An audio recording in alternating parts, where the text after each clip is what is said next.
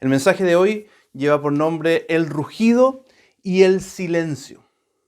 Ambos, un rugido y el silencio, nos pueden hacer despertar, llamar nuestra atención. Obviamente, imagínate un león rugiendo, puede hacer callar a una multitud. Pero el silencio también tiene poder para llevarnos a pensar, para mirar con detención. Justo hoy se cumple un año de lo que se ha llamado en nuestro país el estallido social. El día en que muchos chilenos salieron a las calles a expresar su descontento, un descontento muy variado, ¿cierto? También vino con mucha violencia y disturbios que duraron semanas. Un estallido que tuvo y tiene un montón de ingredientes. A mí me sorprendió mucho que varios escritores se aventuraron rápidamente a escribir libros del estallido social. Desde noviembre a enero habían salido muchos libros, cada uno con perspectivas bien diferentes una de otras. Podríamos llamarlo que esto fue un grito de la sociedad. Y de ahí pasamos al silencio. Producto del coronavirus, de la pandemia, tuvimos que recluirnos en nuestras casas, el silencio del hogar, de las calles. Silencio que hizo que incluso animales silvestres llegaran a las calles de nuestra ciudad. Silencio que en muchos casos nos hizo volver a las familias a mirar con detención las relaciones, a agradecer por el pan cotidiano. El silencio tiene poder para despertar, para llamar nuestra atención. Pero hoy vamos a poner el foco no en nuestros gritos ni en nuestros silencios, sino que en el rugido de Dios y los silencios de Dios. Vamos a levantar nuestra vista a Dios y le pido a Dios que disponga nuestros oídos para su rugido y para su silencio. Que ambas cosas tomen nuestra atención y nos despierten a la vida, a una vida abundante y eterna. Oremos. Padre Celestial, te rogamos que esta mañana tú nos hables, que nos permitas oír y ver lo que tú has hecho por nosotros, de manera que nuestros corazones se alegren en ti. En el nombre de Jesús. Amén. A través de la historia, Dios ha ocupado varias imágenes para hablarnos de su carácter. Hoy vamos a enfocarnos en dos. La de un león, fuerte, poderoso, que ruge con autoridad, y la de un cordero, manso, humilde, que guarda silencio. Hay un libro al final de la Biblia que es Apocalipsis, que nos muestra estas dos imágenes juntas. Apocalipsis 5, lo voy a leer y te invito a poner mucha atención. Apocalipsis 5 dice: en la mano derecha del que estaba sentado en el trono vi un rollo escrito por ambos lados y sellado con 7 sellos. También vi a un ángel poderoso que proclamaba a gran voz: ¿quién es digno de romper los sellos y de abrir el rollo? Pero ni en el cielo ni en la tierra, ni debajo de la tierra hubo nadie capaz de abrirlo ni de examinar su contenido. Y lloraba yo mucho porque no se había encontrado a nadie que fuera digno de abrir el rollo ni de examinar su contenido. Uno de los ancianos me dijo: deja de llorar, que ya el león de la tribu de Judá, la raíz de David, ha vencido. Él sí puede abrir el rollo y sus 7 sellos. Entonces vi en medio de los 4 seres vivientes y del trono y los ancianos a un cordero que estaba de pie y parecía haber sido sacrificado. Tenía 7 cuernos y 7 ojos, que son los 7 espíritus de Dios enviados por toda la tierra. Se acercó y recibió el rollo de la mano derecha del que estaba sentado en el trono. Cuando lo tomó, los 4 seres vivientes y los 24 ancianos se postraron delante del Cordero. Cada uno tenía un arpa y copas de oro llenas de incienso, que son las oraciones del pueblo de Dios. Y entonaban este nuevo cántico: digno eres de recibir el rollo escrito y de romper sus sellos, porque fuiste sacrificado. Y con tu sangre compraste para Dios gente de toda raza, lengua, pueblo y nación. De ellos hiciste un reino, los hiciste sacerdotes al servicio de nuestro Dios, y reinarán sobre la tierra. Luego miré y oí la voz de muchos ángeles que estaban alrededor del trono, de los seres vivientes y de los ancianos. El número de ellos eran millares de millares y millones de millones. Cantaban con todas sus fuerzas: digno es el Cordero que ha sido sacrificado de recibir el poder, la riqueza y la sabiduría, la fortaleza y la honra, la gloria y la alabanza. Y oía cuánta criatura hay en el cielo y en la tierra, y debajo de la tierra y en el mar, a todos en la creación que cantaban. Al que está sentado en el trono y al Cordero, sea la alabanza, la honra, la gloria y el poder por los siglos de los siglos. Los cuatro seres vivientes exclamaron, Amén, y los ancianos se postraron y adoraron. Partamos entonces por el león. El apóstol Juan, quien escribe Apocalipsis, vio un rollo que parecía muy importante, un papel muy importante que simboliza la conclusión de la historia, el cumplimiento de todos los planes de Dios para el ser humano y para toda la creación. Y al principio Juan siente angustia, porque él se dio cuenta que no hay nadie en toda la creación, en toda la humanidad, que tuviera la dignidad para poder abrir ese testamento, para revelar el fin de la historia. Por eso Juan, el apóstol Juan, llora con mucha angustia. ¿Sabes por qué? Porque en lo profundo de nuestro ser, el ser humano, sabemos, nos damos cuenta que necesitamos a alguien que tenga la autoridad para hacer justicia y para quitar el dolor, la muerte y el engaño, la pérdida de raíz de nuestra historia. ¿Alguna vez tú has sentido pena profunda porque no se hace justicia? ¿Alguna vez has sentido una pena profunda porque hay abusos, violencia y pareciera esto no detenerse? ¿Alguna vez has sentido esa desesperación por algún dolor que te ha tocado experimentar a ti o a alguien que amas profundamente? Lo que el apóstol Juan estaba viendo en Apocalipsis es un vistazo a la realidad celestial. Y en un momento él piensa que la historia del ser humano seguirá en una rueda constante, en un ir y devenir de injusticia, sufrimiento, dolor. Por eso llora. Llora con mucha angustia, porque no hay nadie que pueda revelar el fin de esta historia. Es ahí entonces cuando el ángel le dice, deja de llorar, que ya el león de la tribu de Judá, la raíz de David, ha vencido. Él sí puede abrir el rollo y sus 7 sellos. El ángel le dice, el león ha vencido. La imagen es muy poderosa, un león fuerte, guerrero, triunfante, que se refiere a Jesús. Dios hecho hombre que tuvo la victoria en su vida, en su muerte y en su resurrección. Y ahora Él puede juzgar la historia y dar paso a lo que viene, quitar de raíz la injusticia, el dolor, el pecado. Esta imagen de Dios como un león no es nueva. En muchas otras partes de la Biblia se muestra a Dios como un león que ruge. Por ejemplo, y muy claramente en el libro del profeta Amós en el Antiguo Testamento, Dios ruge molesto para juzgar a las naciones y a su pueblo. Mira lo que dice Amós 1, verso 2. Ruge el Señor desde Sión, truena su voz desde Jerusalén. Los pastizales de los pastores quedan asolados y se seca la cumbre del Carmelo. Cuando Dios ruge, todos quedan paralizados. Dios rugió por la injusticia del ser humano. Puedes leer todo Amós que muestra eso, que Dios ruge por la injusticia cuando tratamos mal a nuestro prójimo, por el abuso hacia el prójimo, cuando el ser humano le quita la libertad a otro, cuando lo esclaviza, cuando empobrece a otros. Dios rugió y ruge hasta el día de hoy cuando el ser humano se entrega a la violencia. Dios rugió y ruge hasta el día de hoy cuando el ser humano no trata con dignidad al prójimo. Esto desde tratar con dignidad al extranjero, al huérfano, a la persona que está necesitada o al niño que está por nacer. Dios ruge por la infidelidad de su pueblo cuando personas han escuchado de Dios y rechazan a Dios. Este pueblo se apartaba de él y por lo tanto hacían lo mismo que el resto de las naciones en forma injusta y en su manera de vivir, en su moralidad. Entonces, por un lado, el que León haya vencido es una tremenda noticia para todos nosotros. Yo lo puedo ver incluso con el enojo de muchas personas cuando dicen, ¿por qué Dios no hace algo?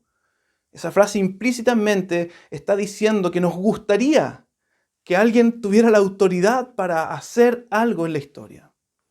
Pero por otro lado, Si Dios hiciera justicia, esa justicia también caería sobre nosotros, sobre ti y sobre mí. Porque no son solo algunos los que roban, mienten o son injustos. Todos. Por eso Juan dice, no hay nadie que sea digno de abrir esta historia, de cerrar esta historia. Todos hemos hecho cosas injustas. Nuestros corazones tienden a la codicia, al robo, mentiras, al orgullo, a la hipocresía, a la falta de generosidad, a la violencia. Algunos a mayor o menor escala, sin embargo, todos hemos sido injustos de alguna u otra manera, pero nuestros corazones tienden a eso. Finalmente tienden al rechazo de Dios. Esta información de que Jesús es el león victorioso, rugiente, lo puedes escuchar como una buena noticia. El deseo de justicia que hay en nuestro corazón, Dios nos dice que va a ser saciado. Pero al mismo tiempo me lleva a evaluar mi propia vida, tu vida, y a reconocer que hay cosas en mí por las cuales Dios también ruge. Y espero que hoy tengas oídos para escuchar eso. Juan escuchó esta buena noticia y al darse vuelta para ver, no vio a un león, vio a un cordero. El verso 6 dice, entonces vi en medio de los 4 seres vivientes y del trono y los ancianos a un cordero que estaba de pie y parecía haber sido sacrificado. Jesús victorioso, de pie, no muerto, de pie, pero con las marcas en su cuerpo de haber sido sacrificado. Esta imagen de un cordero tampoco es nueva en la Biblia. En el Antiguo Testamento se entregaba un cordero para el perdón del pecado del pueblo de Dios. En Isaías 53, en el Antiguo Testamento, cuando se hablaba del Mesías, Dios había dicho que sería un cordero que guardaría silencio, que sería sacrificado para que muchos fueran perdonados, que tomaría el lugar de aquellos que son injustos. Y ese es Jesús, el león de Judá, que no solo tiene autoridad para rugir y juzgar al ser humano, sino que también guardó silencio voluntariamente para atraer salvación y perdón al ser humano. El silencio de Dios también llama nuestra atención. Llama nuestra atención cuando Jesús guardó silencio de las acusaciones falsas. Llama nuestra atención cuando Jesús guardó silencio cuando lo golpearon. Llama nuestra atención cuando Jesús guardó silencio cuando lo despojaron de su ropa.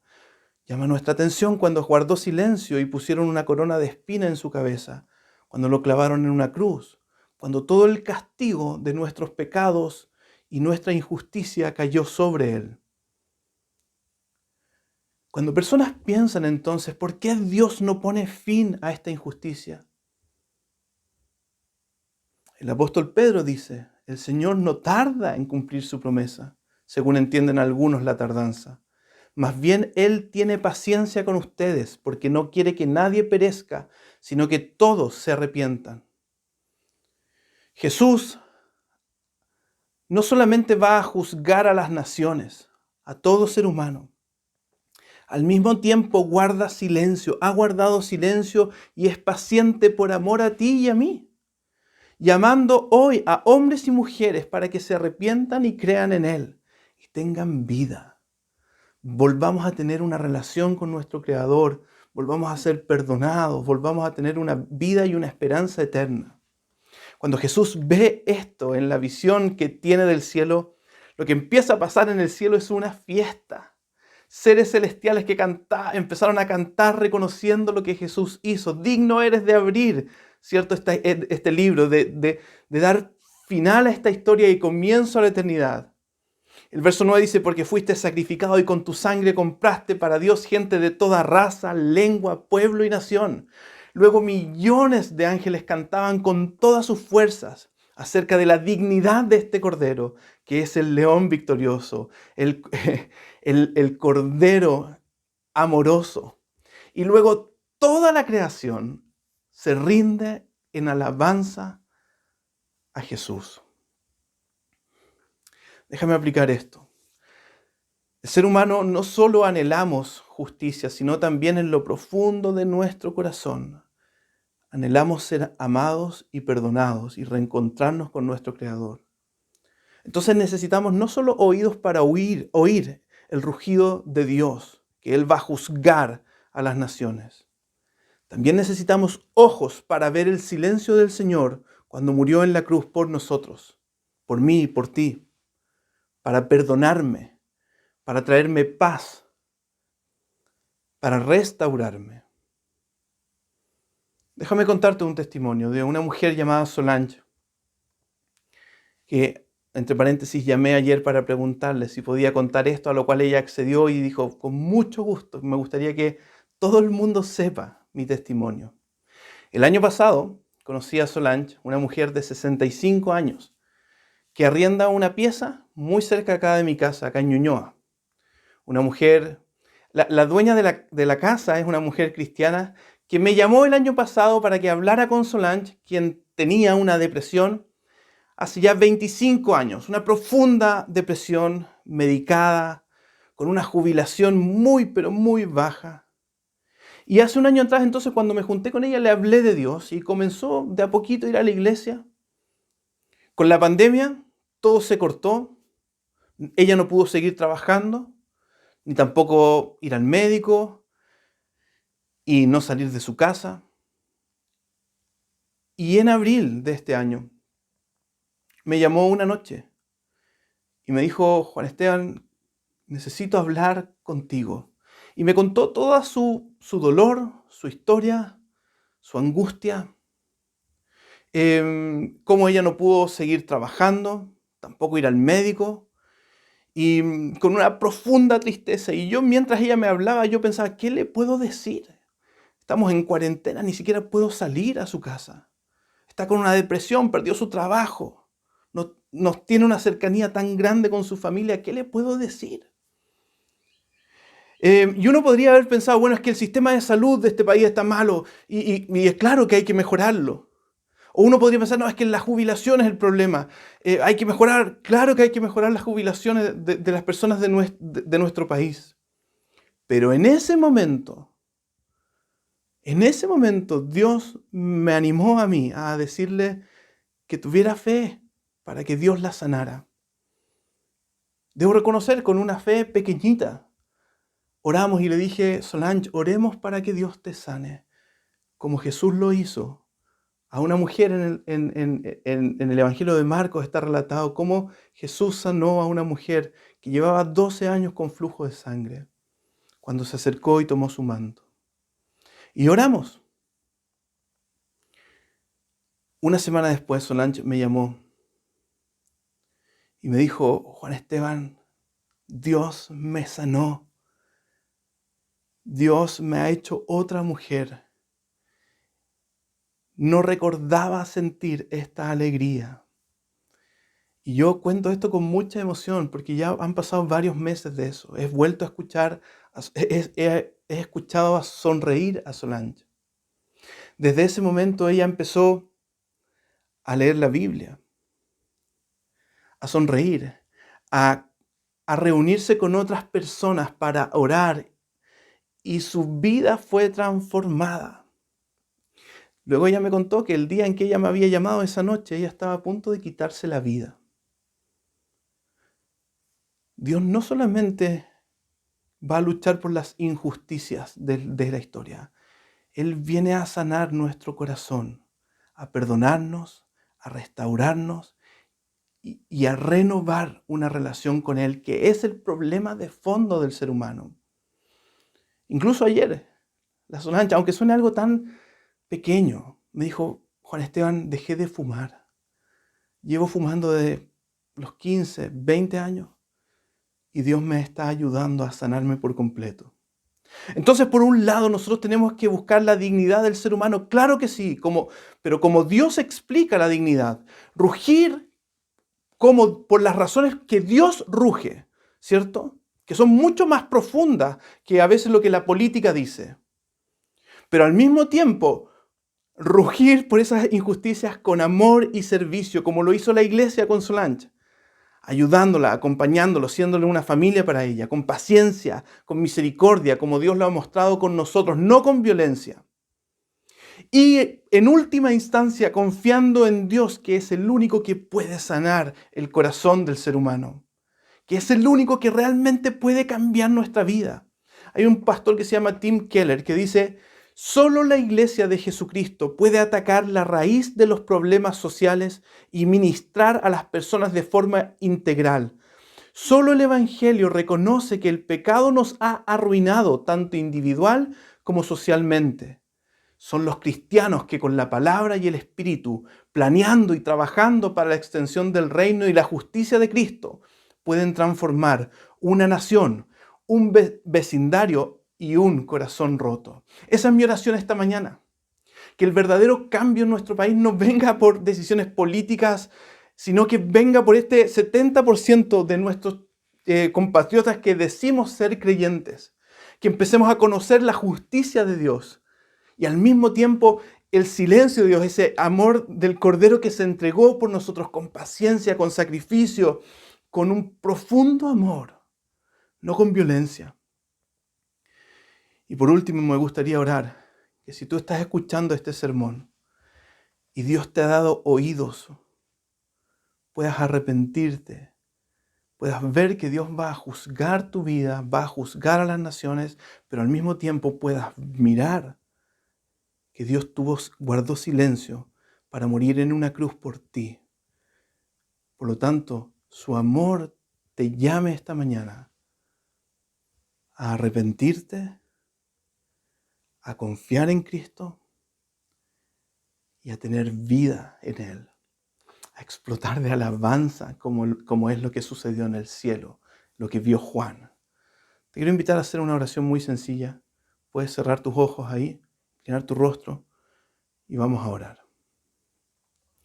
Señor, reconocemos que de muchas maneras hemos cometido injusticias. La principal de ellas es rechazarte, es olvidarte a ti, es no reconocerte, es no caminar contigo. Te pedimos perdón. Te pedimos, Señor, que nos restaures, que nos perdones, que tu Espíritu Santo venga a vivir en nosotros, para que podamos amarte más, admirarte más, alabarte cada día y vivir de una manera que te honre. Padre Celestial, bendice a nuestro país, bendice a la iglesia, que podamos tener la valentía, la pasión, la seguridad de que tú estás obrando en nosotros y a través de nosotros también ayudar a nuestro país para que te conozcan a ti y sean sanados por ti. En el nombre de Jesús, amén. Después de haber meditado en esto, vamos a responder como lo que Juan vio en el cielo. Vamos a alabar a Dios. Vamos a cantar cuán grande es el amor de Dios por nosotros.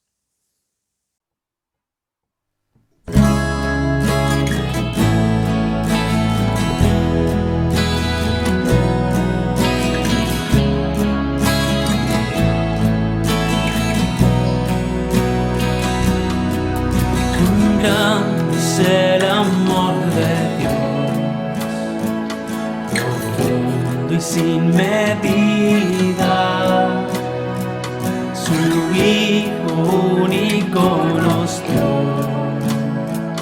del vil hacer tesoro.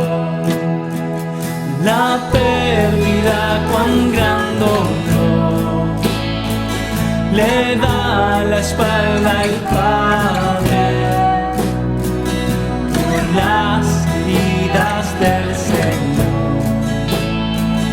Van muchos a su gloria. Él fue traspasado por nuestras rebeliones y molido por nuestras iniquidades. Sobre él recayó el castigo, precio de nuestra paz, y gracias a sus heridas fuimos sanados.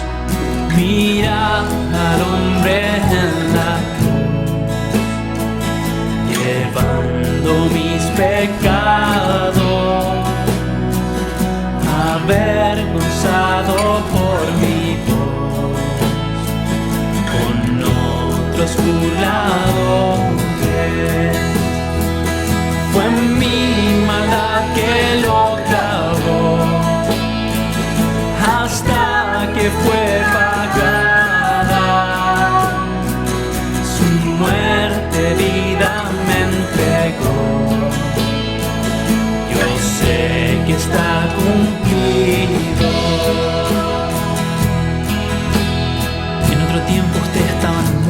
sus transgresiones y pecados, los cuales andaban conforme a los poderes de este mundo, se conducían según el que gobierna las tinieblas, según el espíritu que ahora ejerce su poder en los que viven en la desobediencia. En ese tiempo también todos nosotros vivíamos como ellos, impulsados por nuestros deseos pecaminosos, siguiendo nuestra propia voluntad y nuestros propósitos.